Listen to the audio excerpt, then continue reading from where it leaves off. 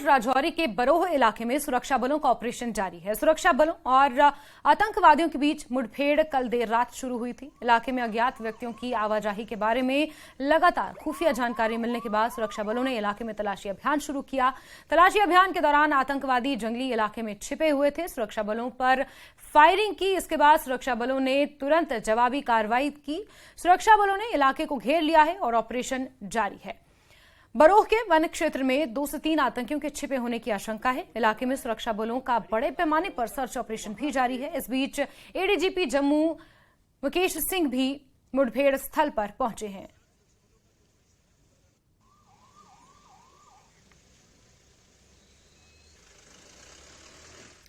वहीं आज विपक्षी दल बैठक के लिए जम्मू में फिर से इकट्ठा हो रहे हैं। इस बैठक की अध्यक्षता जम्मू कश्मीर नेशनल कॉन्फ्रेंस के अध्यक्ष डॉक्टर फारूक अब्दुल्ला करने वाले हैं। विपक्षी दल मुख्य रूप से विधानसभा, यूएलबी और पंचायत चुनावों में देरी जैसे मुद्दों को उठाएंगे और अन्य राजनीतिक मुद्दों पर भी चर्चा होगी।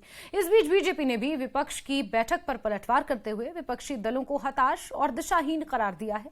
जम्मू से समीर भट्ट की हमारी ये खास रिपोर्ट देखिए।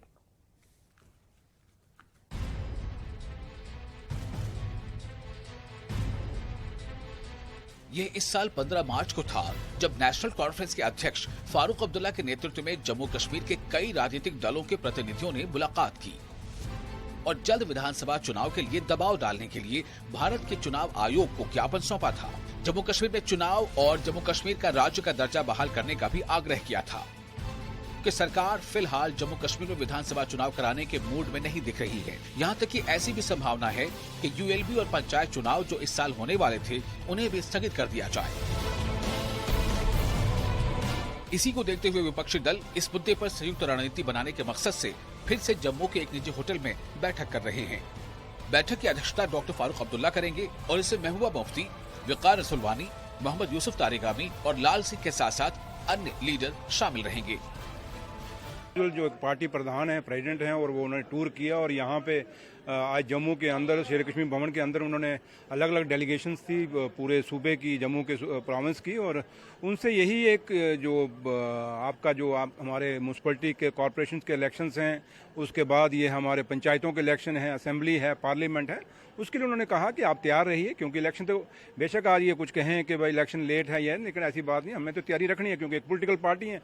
तो वही उन्होंने एक बात कही कि आप अपनी तैयारियां रखिए, वर्कर को हिदायत दी हैं। उन्होंने कहा कि पोलिंग बूथ पे अपने आप को मजबूत करिए। जब से ये सरकार बीजेपी की इस रियासत में शासन चला रही है 2014 से, तब से जम्मू कश्मीर एक मुसीबत का शिकार हो गई। आपने देखा 2019 को इन्होंने कैसे इस स्टेट को, इस हिस्टोरिकल स्टेट को, इस खूबसूरत स्टेट को यूटी बनाया और यहां स्टेट के 2 हिस्से किए, और किस तरीके से वो अपने हिसाब से लोगों पे जुल्म कर रहे हैं।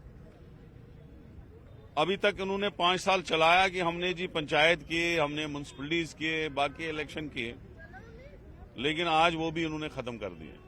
यहां पे पूरे देश में कहीं इमरजेंसी नहीं है, लेकिन जम्मू कश्मीर में आपको 10 साल से इमरजेंसी लग रही है। खासकर 18 जून 2018 से फुल इमरजेंसी यहां लगी हुई है। तो इसलिए हम सब लाइक माइंडेड पार्टीज को, सेकुलर पार्टीज को जमा होके इन लोगों का मुकाबला करना पड़ता है। इस बीच विपक्षी दलों की बैठक से एक दिन पहले कल जेकेएनपीपी के कार्यकर्ता सड़कों पर उतर आए। उन्होंने जम्मू कश्मीर में विधानसभा और अन्य स्थानीय चुनाव कराने में देरी के विरोध में जम्मू में निर्वाचन भवन के सामने बड़े पैमाने पर विरोध प्रदर्शन किया। जम्मू कश्मीर को इस हुकूमत द्वारा अपने पैरों तले रौंदा जा रहा है।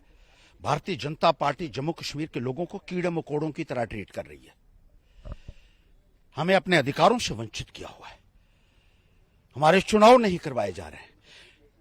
जमहूरी अधिकारों हमारे छीन लिए गए हैं, ऐसा लगता है। 5 साल से आपने असेंबली के चुनाव नहीं करवाए। 2018 में असेंबली भंग हुई। सुप्रीम कोर्ट भी कह रहा है, संविधान कहता है इलेक्शन होने चाहिए, लेकिन ये समझते हैं कि ये इतने बड़े डिक्टेटर हैं कि किसी को भी मसल देंगे तो कोई इनको पूछने वाला नहीं है।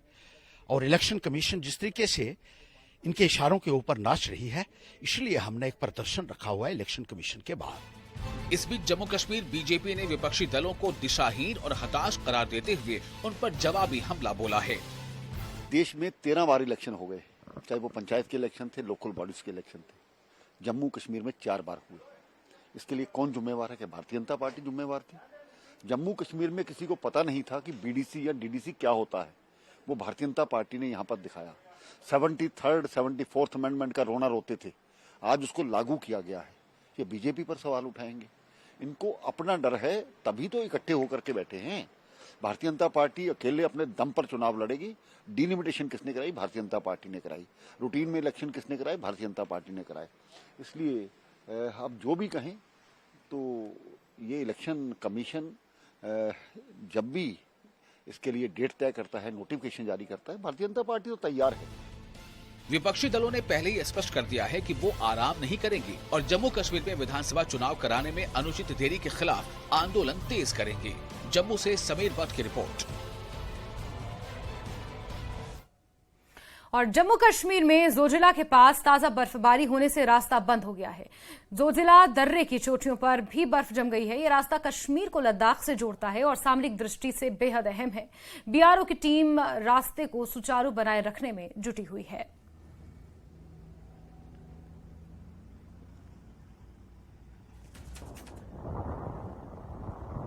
कश्मीर घाटी में तापमान में लगातार गिरावट आ रही है। उसकी मेन वजह यह है कि पहाड़ों में बर्फबारी होना शुरू हो चुकी है। मेरे पीछे मेरे कैमरामैन बशीर लोन आपको दिखाएंगे कि ये पहाड़ियां जोजिला की हैं जो कश्मीर को लद्दाख से जोड़ती हैं और यहाँ पर बर्फबारी होने का मतलब है कि कश्मीर में ठंड जो है मौसम शुरू हो चुका है। इससे न केवल सयाह कश्मीर की तरफ रागिब होंगे बल्कि जो लोग कश्मीर में ठंड का मजा लेने आते हैं वो भी इन तस्वीरों को देख के लग जाएंगे। ये जो पास है ये कश्मीर को लद्दाख से जोड़ता है और सुरक्षा बलों के लिए ये एक बहुत अहम लोकेशन है क्योंकि यहाँ पर तेज हवाएं चलती हैं और यहाँ से लद्दाख जो है वो कनेक्ट होता है। और लद्दाख में क्योंकि फोर्सेस का होना बहुत जरूरी है, जब से गलवान क्लैश हुआ है तो ये एक लाइफलाइन की तरह एक्ट करता है, जहां पर बीआरओ लगातार ये प्रयास कर रहा है कि कम से कम समय में यहां पर सड़क को खोला जाए और लगातार ओपन रखा जाए। पिछली बार 68 डेज में उन्होंने यह जोजिला का रास्ता खोला था जो पहले 6 महीने 5 महीने तक बंद रहता था। इस बार भी आप देख सकते हैं कि मेरे चेहरे पर अभी भी कुछ बर्फबारी जो है यहाँ पर हो रही है, हल्की सी हवाएं चल रही है, ठंडी हवाएं हैं और आप देख सकते हैं कितना खूबसूरत मंजर है। लेकिन इसके साथ साथ ये मंजर जो है कश्मीर में ठंड का दस्तक जो है वो दे रहा है और आगे आने वाले समय में मौसम विभाग का ये कहना है कि और बर्फबारी होगी और ऐसे इलाकों में जो है लगातार तापमान गिरता रहेगा। बशीर लोन के साथ निशानवानी, जोजिला, न्यूज़ 18। और उपराज्यपाल मनोज सिन्हा ने लाल चौक श्रीनगर में यशस्वी CRPF all women bike expedition के फ्लैग ऑफ समारोह में हिस्सा लिया। इस मौके पर लेफ्टिनेंट गवर्नर ने कहा कि हम अपने देश को लगभग सभी क्षेत्रों में नई ऊंचाइयों को छूते देख रहे हैं। महिलाएं सशक्त होने पर समाज में महत्वपूर्ण भूमिका निभाती हैं, उसमें समाज में सकारात्मक बदलाव लाने की शक्ति होती है।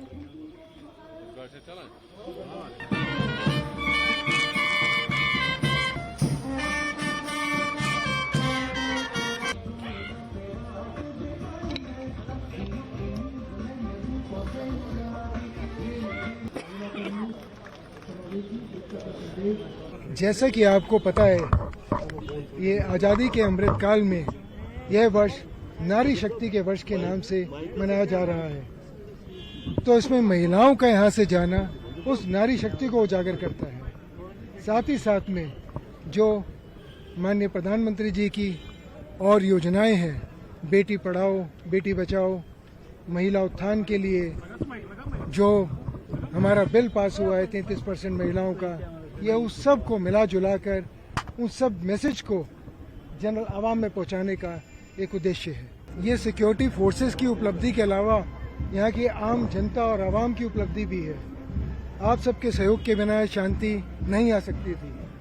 अब ये नया कश्मीर जो हम रोज देखते हैं सुनते हैं, ये उसका एक शुरुआत है और आने वाले टाइम में यहाँ और अच्छा ही होगा, ये मेरा मानना है और आप सब इसमें हमारा सहयोग देंगे, साथ देंगे हमेशा।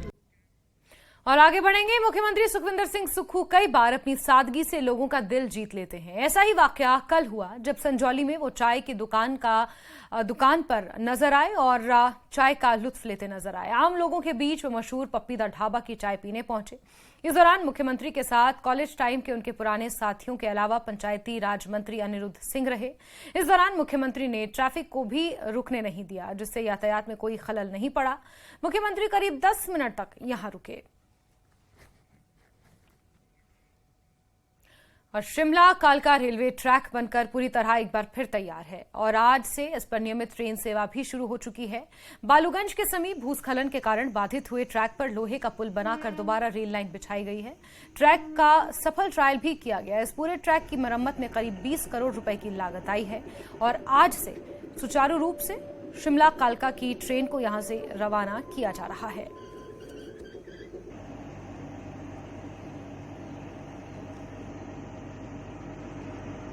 करीब 1.5 महीने के बाद जो पहली ट्रेन है वो कालका से शिमला पहुंची है। ये तस्वीरें हम यहां समर हिल रेलवे स्टेशन से आपको दिखा रहे हैं कि किस तरह से यहां पर अब फिर से एक बार इस हेरिटेज ट्रैक पर रेलगाड़ियां दौड़ रही है।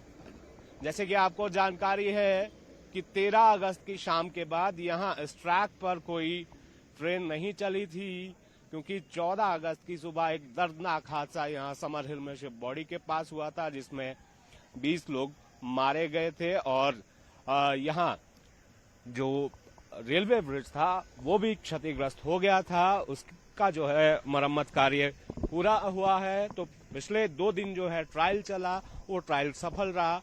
अब जो है आज से ट्रेन चलना शुरू हो गई है और ये जानकारी निकल कर आई है कि 4 ट्रेनें ही चलेंगी। ये 2 दिन की टाइमिंग है। शिमला से 4 ट्रेन चलेंगी और कालका की तरफ से 4 ट्रेन आएंगी। अब फिर से जो है यहाँ इस हेरिटेज ट्रैक पर ट्रेन चलेंगी और जो लोग हैं जो रेगुलर इसका इस्तेमाल करते हैं, नियमित तौर पर इस ट्रैक पर सफर करते हैं, रेलगाड़ियों का इस्तेमाल करते हैं, न केवल उनको फायदा होगा बल्कि जो सैलानी काफी समय से इंतजार कर रहे थे उनके लिए भी अब ये सेवा शुरू हो गई है और सैलानी भी काफी संख्या में अब यहाँ पर आएंगे, ऐसी उम्मीद जताई जा रही है। शिमला से कैमरा सहयोगी दीपक राणा के साथ रणबीर सिंह, न्यूज 18 हिमाचल। खबर धर्मशाला से, जहां प्रदेश जिला परिषद कर्मचारी महासंघ ने एक बार फिर से अपनी लंबित पड़ी मांगों को लेकर प्रदेश सरकार को घेरा है। इसमें जिला परिषद के अंतर्गत काम कर रहे कर्मचारी शामिल हैं। हड़ताल की अगुवाई कर रहे कर्मचारियों का कहना है कि ये हड़ताल पहली बार नहीं है। पिछली सरकारों के दौरान भी उन्होंने हड़ताल की है, लेकिन उनकी मांगों को पूरा नहीं किया गया। कांग्रेस ने उन्हें आश्वासन दिया था कि सरकार आते ही काम नहीं हो रहा है। इसकी वजह से कर्मचारियों को प्रदेश सरकार के खिलाफ प्रदर्शन को मजबूर होना पड़ रहा है।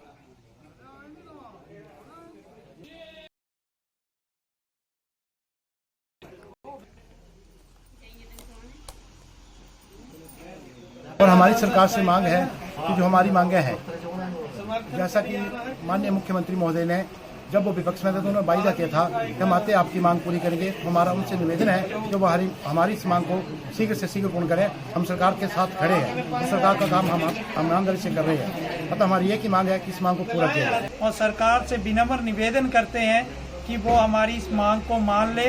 जैसे बाकी कर्मचारियों को अन्य लाभ समय समय पर दिए जा रहे हैं, तो हमें क्यों अछूता किया जा रहा है। इसलिए हम सरकार से फिर प्रार्थना कर रहे हैं कि इस मांग को माने, क्योंकि हम भी परिवार हैं, 4700 परिवार कम नहीं होता है और हम भी इस देश और प्रदेश का अभिन्न अंग हैं और सरकारी कर्मचारी जो हैं उनके ही तहत हम सारे कार्य करते हैं और बहुत सारी योजनाओं का लाभ हम लोगों तक पहुंचाते हैं। तो उन लोगों को योजनाओं का लाभ तो मिल रहा है, परंतु हमारे भविष्य के बारे में सरकार जरूर सोचे। और हमीरपुर में भी जिला परिषद कैडर के कर्मचारी बीते 3 दिनों से अनिश्चितकालीन हड़ताल पर बैठे हुए हैं, जिसके चलते पंचायत में कामकाज पूरी तरह ठप है। यही नहीं, 2 अक्टूबर को सभी पंचायतों में ग्राम सभाएं होनी थी, लेकिन कर्मचारियों के हड़ताल पर जाने के चलते सभी ग्राम पंचायतों में ग्राम सभाएं नहीं हो पाई। डूढ़ी पंचायत प्रधान उषा बिरला ने बताया कि हमीरपुर ब्लॉक की प्रधान एसोसिएशन जिला परिषद कैडर के कर्मचारियों के समर्थन में उतरी है। उन्होंने कहा कि इन कर्मचारियों के अनिश्चितकालीन हड़ताल पर जाने के चलते पंचायत में कामकाज पूरी तरह ठप है। लोगों को अपने पंचायत से संबंधित कामकाज करवाने में दिक्कतें आ रही हैं। ब्लॉक लेवल की जो प्रधान एसोसिएशन है वो सारी ब्लॉक पे इकट्ठी हुई है। इकट्ठे होने का बस एक यही मकसद है कि जो जिला परिषद कैडर के अधिकारी और कर्मचारी हैं उनको जो है विभाग में विलय किया जाए। पंचायती राज विभाग या आरडी विभाग अपनी पोस्ट पे कार्य कर रहे हैं, लेकिन अभी तक इनको किसी विभाग में मर्ज नहीं किया। तो ये इनकी डिमांड है, वो जेन्युइन है और हम माननीय मुख्यमंत्री जी से यही अनुरोध करते हैं कि जल्दी से अपना कार्य जो वो सही तरीके से करें और जो पंचायतों में हम लोग प्रधान के रूप में बैठे हुए हैं, हम 34 कर्मचारी हड़ताल पर बैठे हुए हैं। इसी तरह से अपने अपने ब्लॉकों में ब्लॉक स्तर पर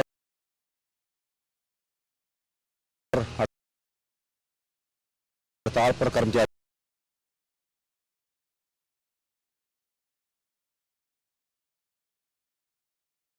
और उनकी एकमात्र मांग यही है कि विभाग में विलय किया जाए। वो विभाग चाहे पंचायती राज का हो या ग्रामीण विकास विभाग का हो, और जब विकास में विलय हो जाएगा तो अपने आप ही हमारी छोटी मोटी समस्याएं खत्म हो जाएंगी। तो सरकार से हमारी कोई ज्यादा मांगे नहीं, सिर्फ एक ही मांग है कि हमारा विभाग में मर्जर किया जाए।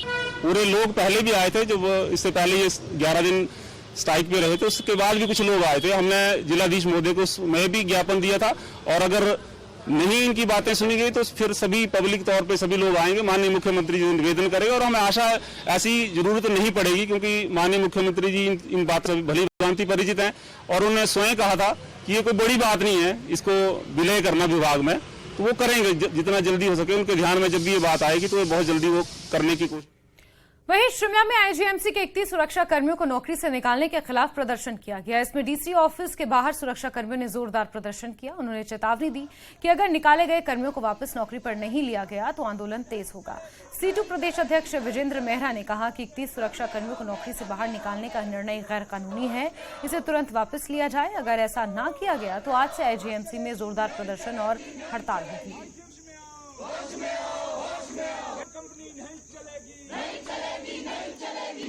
एक ही जैसे मजदूर हैं उनको नौकरी में वापस लिया जाए। हम नहीं चाहते कि आईजीएमसी हॉस्पिटल में हमें जो है सिस्टम खराब करना पड़े। अगर ऐसा होगा, नहीं लेते मजदूरों को, तो उसके जिम्मेवार सिर्फ आईजीएमसी प्रशासन होगा। आईजीएमसी प्रशासन तो सीधे तौर पर ये बोलता है कि तुम हमारी एम्प्लॉय नहीं है। तो शायद आईजीएमसी प्रशासन ये भूल गया होगा कि आईजीएमसी प्रशासन जब टेंडर कर रहा था प्रिंसिपल एम्प्लॉय जो उसमें इन्वॉल्व होता है, और सबसे बड़ी गलती जो आईजीएमसी प्रशासन की है, उन्होंने गलत लोगों को टेंडर दिया तो इसकी टेंडर की छानबीन होनी चाहिए। सरकार को देखना चाहिए कि उनके नाक के नीचे ऐसे काम हो रहे हैं, जनता के पैसों का गलत दुरुपयोग हो रहा है। 3 दिनों से जो है लगातार आईजीएमसी के अंदर एक संघर्ष चल रहा है। आईजीएमसी के अंदर पिछले 14 सालों से जो सिक्योरिटी के कर्मचारी काम कर रहे हैं, ये सुरक्षा कर्मचारी जो है इनको एकदम से नए ठेकेदार के आने के बाद नौकरी से निकाल दिया गया है। 31 लोग ऐसे हैं जिनको नौकरी से बाहर कर दिया गया है, और ये पूरी तरह से श्रम कानूनों की उल्लंघना है।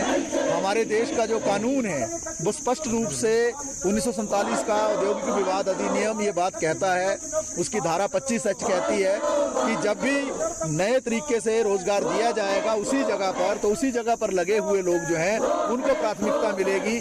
लेकिन 31 लोगों को नौकरी से निकालकर जो है एक तरह से विक्टिमाइजेशन करने की कोशिश की है, पीड़ित करने की कोशिश की है। खबर मंडी से, जहां के पंडोह डैम के धंसने के कारण प्रशासन ने 4 किलोमीटर वैकल्पिक रास्ता बनाया है, जिससे गाड़ियों का यातायात होगा। पंडोह डैम से लेकर कैंची मोड़ तक चंडीगढ़ मनाली नेशनल हाईवे पूरी तरह से धंसकर डैम में समा गया है, जिसे बहाल होने में 2 महीने का समय लग सकता है।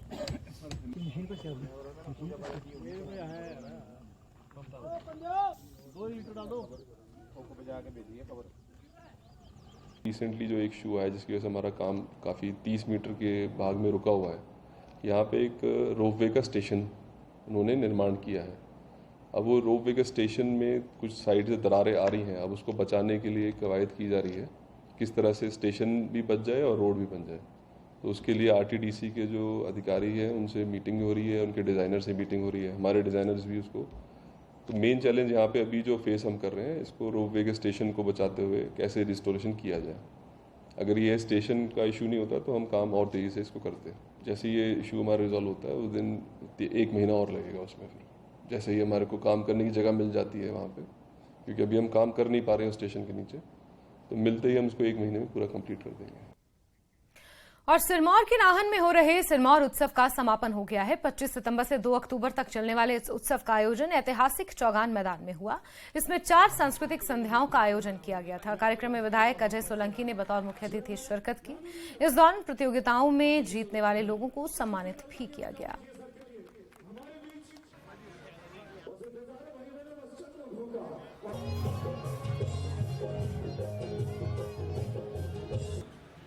सेप्को के माध्यम से जो यहाँ आपके हमारे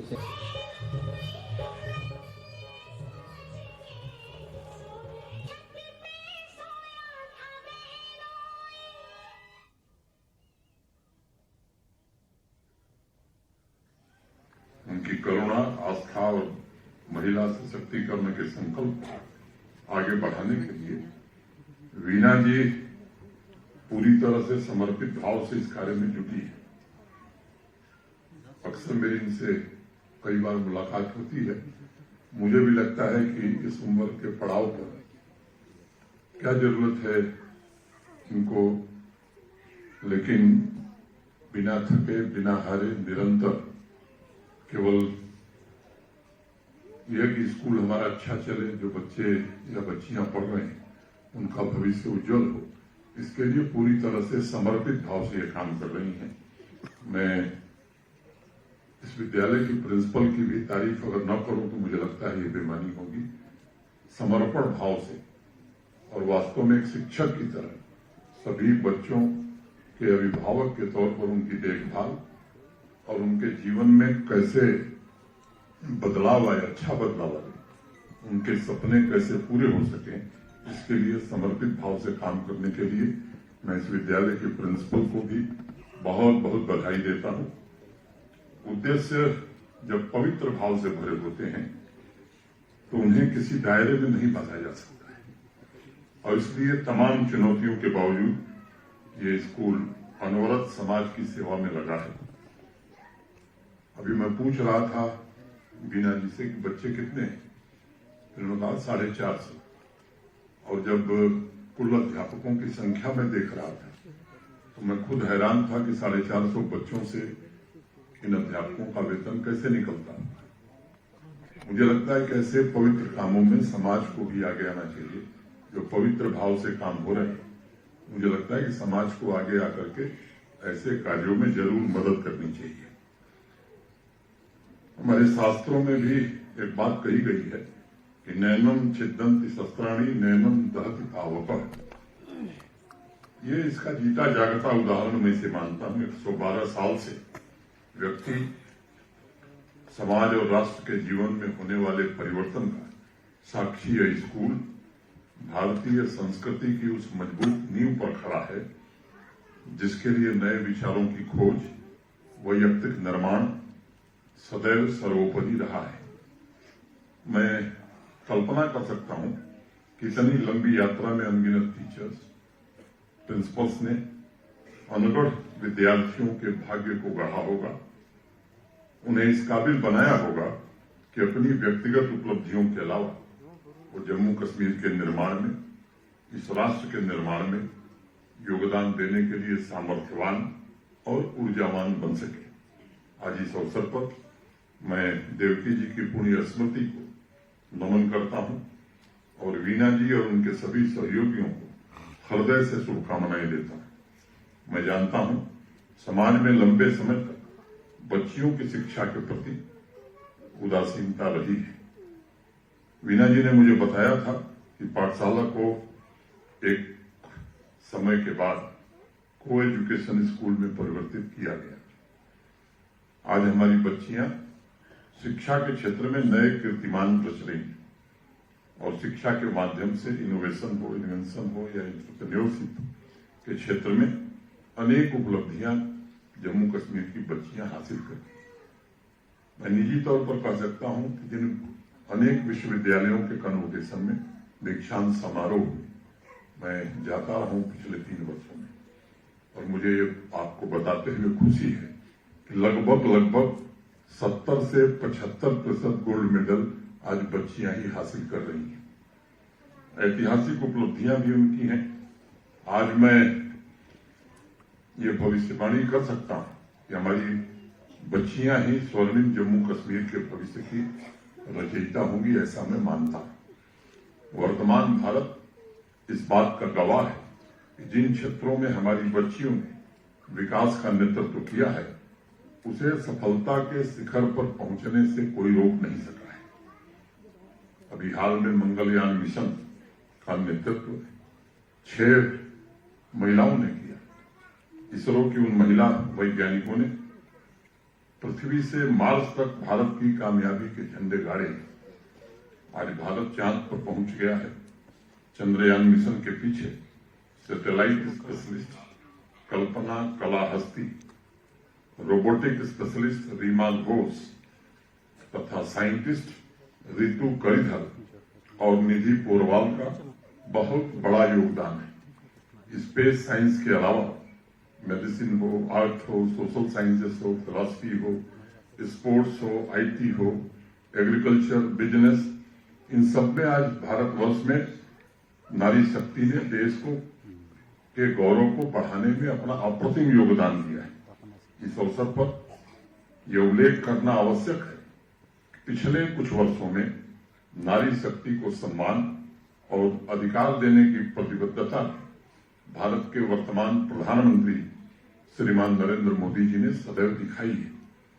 अभी हाल में आपने देखा है कि 33% रिजर्वेशन नारी शक्ति वंदन अधिनियम के द्वारा बच्चियों, माताओं और बहनों की आकांक्षाओं को उन्मुक्त उड़ान का अवसर देश की संसद ने दिया है। एक छोटी कहानी है। एक 15-16 साल की बच्ची अपने छोटे भाई को कंधे पर लेकर पहाड़ पर चढ़ रही थी। पीछे से एक सूट पहने हुए, टाई लगाए हुए एक व्यक्ति एक बड़ा सा बैग अपने कंधे पर डाले आ रहे थे। उन्हें भी वो पहाड़ चढ़ना था और पहाड़ चढ़ करके दूसरे गांव जाना था। वो बड़ी हिम्मत से पहाड़ की चढ़ाई चढ़ रहे थे। सूरज की तपिश के कारण वो भी परेशान थे, वो बहन भी परेशान थी जो अपने भाई को लेकर के उसके प्राण बचाने के लिए आगे बढ़ रही थी। बीच बीच में रुककर वो अपने भाई के माथे को सहलाती थी। पीछे चल रहा व्यक्ति जो सूट और टाई में था वो बुरी तरीके से थक गया था और उस बच्ची को बड़े आश्चर्य से देख रहा था। थोड़ी देर बाद उसने हाँफते हुए पूछा कि बेटा, तुम्हें शायद वजन ज्यादा लग रहा है।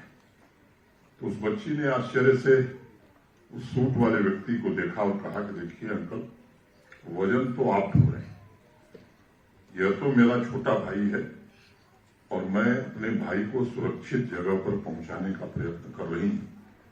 एक प्रतीक है कि त्याग, श्रद्धा, समर्पण, करुणा, प्रेम, इनका वजन नहीं होता है और इन गुणों की वजह से जो सृष्टि की या दुनिया की आधी आबादी है, पूरी मानवता को इसी आबादी ने बचा करके रखा है और भविष्य में भी विश्व की तरक्की में नारी शक्ति की सबसे बड़ी और महत्वपूर्ण भूमिका होगी।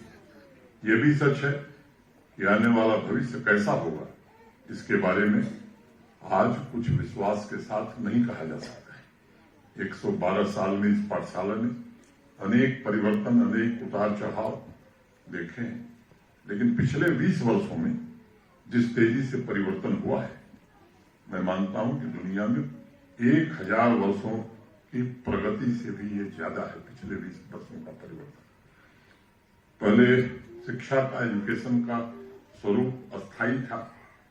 दशकों बाद सिलेबस में 1-2 परिवर्तन होते थे, लेकिन आज हर सप्ताह कुछ न कुछ बदल रहा है और तकनीक, टेक्नोलॉजी जिस स्पीड से बदल रही है, मैं समझता हूं कि उसके साथ कदम से कदम मिलाकर चलना ये किसी के लिए मुश्किल हो गया है।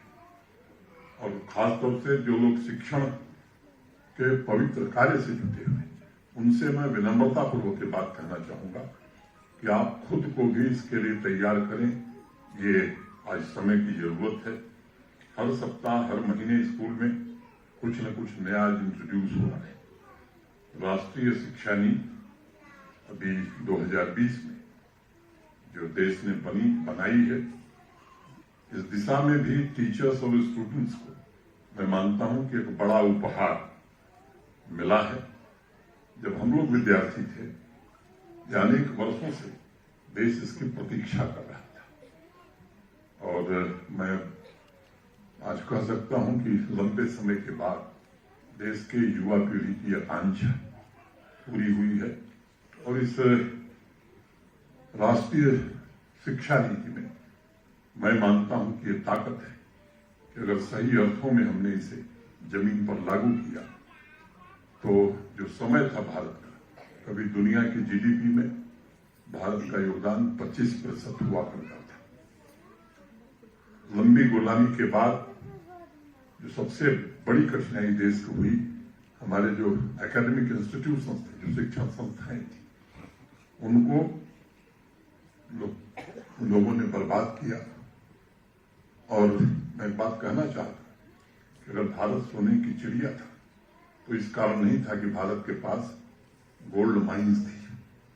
सोने की खदान भारत के पास बहुत नहीं थी, लेकिन ये जो हमारे एकेडमिक इंस्टीट्यूशंस हैं, जो शिक्षण संस्थाएं हमारी, वहां दुनिया में सबसे अच्छी शिक्षा, चाहे वो तक्षशिला हो, नालंदा हो, विक्रमशिला हो, ऐसे सैकड़ों संस्थान जहां सबसे अच्छी शिक्षा दी जाती थी। रिसर्च इनोवेशन का काम दुनिया के विकसित देश जो आज कहे जा रहे हैं उनसे काफी बेहतर यहां हुआ करता था। जो प्रोडक्ट हमारे देश में बनते थे वो दुनिया के किसी देश से बेहतर बनते थे। मैं केवल एक दो बातों का जिक्र करूंगा। इतिहास की घटना, आप में से जो लोग इतिहास पढ़े हैं उनके ध्यान में होगी। सिकंदर का नाम आप में से सबने सुना होगा। सिकंदर और पोरस की दोस्ती क्यों हुई? मुझे लगता है कि इतिहास पढ़ने वाले या पढ़ाने वाले लोगों को ये जरूर बच्चों को बताना चाहिए। जब मगध की सेना से युद्ध करने सिकंदर आ रहे थे तो युद्ध के पहले उन्होंने अपने कुछ गुप्तचर जासूस भेजे थे, जाकर के पता करो ये मगध की सेना की तैयारी क्या है। यही सिंधु नदी का तट था। जो गुप्तचर भेजे थे सिकंदर ने, आए, ग्राउंड रिपोर्ट जाकर के दिया सिकंदर को कि जो सेना है वो युद्ध के लिए पूरी तरह तत्पर है। हजारों की संख्या में हाथी और घोड़े पर सवार होकर के तलवार बद्ध लोग आपसे लड़ने के लिए पूरी तरह तत्पर है। पैदल भी बड़ी संख्या में तलवार लेकर के लोग आपका इंतजार कर रहे हैं। सिकंदर ने पैर वापस खींच लिया, सिकंदर नहीं आए। जब वो लौट रहे थे तब पुरराज पोरस से उनकी भेंट हुई। और जो दोस्ती का राज है मित्रों, दुनिया का सबसे अच्छा स्टील हिंदुस्तान में बनता था, जिसे उस समय इग्नॉट स्टील करते थे, और दुनिया की सबसे बेहतर तलवार उसी स्टील से बनती थी। पोरस ने सिकंदर को वही स्टील दिया और ये दोस्ती का राज है।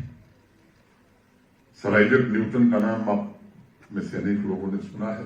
दुनिया के बड़े वैज्ञानिक थे। ग्रेविटेशन की थियरी उन्होंने दुनिया को दिया। ब्रिटिश पार्लियामेंट में सर आइजैक न्यूटन भाषण कर रहे हैं कि दुनिया के विज्ञान के पास कोई ऐसा समाधान नहीं है कि समुद्र में कैसे जहाज जाएंगे। नेविगेशन विज्ञान के बाहर की चीज है।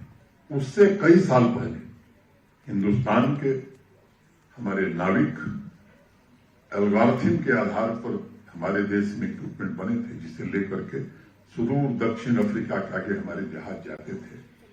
जो प्रोडक्ट भारत में बनते थे उनको लेकर के जाते थे और दुनिया के दूसरे देशों से सोना लेकर के आते थे। तो मुझे लगता है कि ये जो राष्ट्रीय शिक्षा नीति बनी, इसमें ये सामर्थ्य, ये ताकत है कि फिर से देश उस गौरव को हासिल कर सकता है। और मुझे लगता है कि हमारे देश में टैलेंट की और खासतौर से कश्मीर में टैलेंट की कमी नहीं है। और इसको एक बार हम जरूर कोशिश करें। सभी टीचर्स से मेरा निवेदन होगा और प्रिंसिपल साहिबा से भी दो तीन बातें मैं कहूंगा। और बात कहने के पहले कविता मैं आपके बीच रखूंगा जो एक मां ने अपने बच्चे को सुनाई थी। In his uniform this morning he looked so tall and steady, but now beside your great big school, I am not quite sure he is ready. I know as I give him one more kiss and watch him walk away, that he will never again be wholly mine as he was before today. बच्चा जिस दिन से school आता है या school जाना शुरू करता है, उस दिन से टीचर्स को भी मां का रोल निभाना चाहिए, निभाना पड़ता है। और इस कविता में मां का जो असमंजस है, जो दुविधा है, मुझे लगता है कि वो साफ तौर पर समझ में आती है, क्योंकि वो टीचर्स के ऊपर एक बहुत बड़ी जिम्मेदारी सौंप रही है और उसके विकास, उसके ग्रो करने में टीचर्स मदद करेंगे, उसके भविष्य का निर्माण टीचर्स करेंगे, ऐसा विश्वास मान रखती है। तो ये सीधी तस्वीरें श्रीनगर से हम आपको दिखा रहे थे, जहां देव की आर्य पुत्री पाठशाला के कार्यक्रम में लेफ्टिनेंट गवर्नर मनोज सिन्हा शिरकत कर रहे हैं और लगातार इस बड़ी खबर पर नजर बनी हुई है। लेकिन रुकते हैं एक छोटे से ब्रेक के लिए।